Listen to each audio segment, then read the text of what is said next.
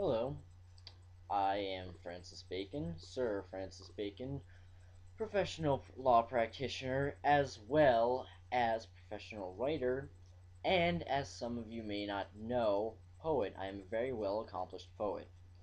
Now, a lot of issues have come up regarding my works and a certain Stratford upon Avon, yeah, William Shakespeare. It is quite tragic that I must say he might have stolen some of my ideas, or better yet, some of my actual works. Now, I will explain to you in exquisite detail why this is.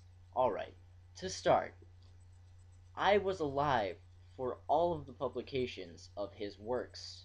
His works.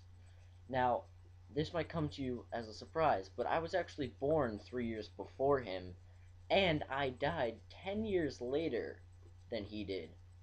And so, one might ask, well, this man, you sure that he didn't write them? I say yes, because he did not have the extensive college education that I did. In fact, there's no college education ever recorded for him.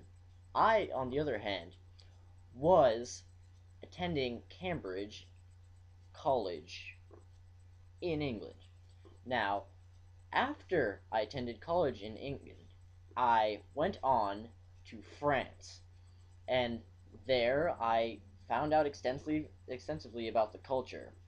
And after that, I went back to England, and under King James I, I became the Attorney General in 1613, and at 1618, I became Lord Chancellor.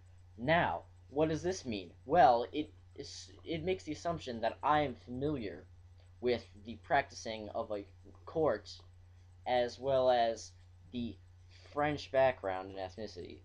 Now, Shakespeare, on the other hand, there's no record of him ever leaving England. There's no record that he even knew about French culture or any of the sort. After that, well, I can assure you that I wasn't the only one who knew I was a poet. At the time, it was kind of embarrassing for men to be poets and to indulge in such works of art. However, I happen to have some excerpts from letters and things that I have written to me. Now, let's see here. In these letters, I have, oh, a nice address from Sir Toby Matthew, a great friend of mine.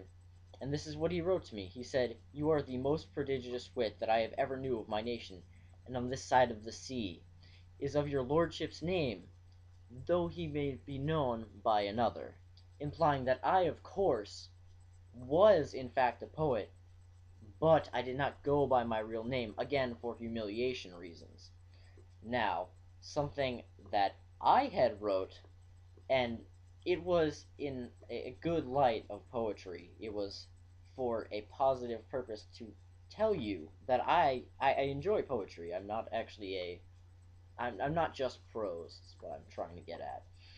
Now, I have here my own words, and I have poetry cheereth and refresheth the soul, chanting things rare and various, full of vicissitudes, so as poetry serveth and conferreth to delectation, magnanimity, and morality, and therefore it may seem deservedly to have some participation of divinescence, because it doth raise the mind and exalt the spirit with high raptures, by proportioning the shoes of things to the desires of the mind, and not submitting the mind to things as reason and history does.